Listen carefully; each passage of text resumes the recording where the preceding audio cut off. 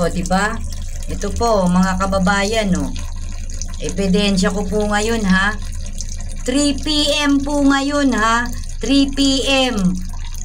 Lunes, December 2, 2024. O, ayan po, oh. O, nagagawa naman po ng Prime Water magbigay ng tulo ng tubig dito, eh. O, kung gugustuhin nila, eh. O, ayan, o, katulad po ngayon, o. O, 3 PM po yan, o. O, diba? Maski na sa araw, nagagawang patuluyin, mas ganyang kahina, pwede na yung pagtiyagaan ng araw, basta may tumulo lang. O, ayan po ebidensya, o.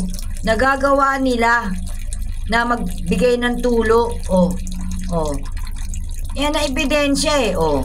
Yan ang gawa nila. Tuwing nagko-complain ako, tsaka nila yan sila nagbibigay ng tubig. Katulad ngayon, oh.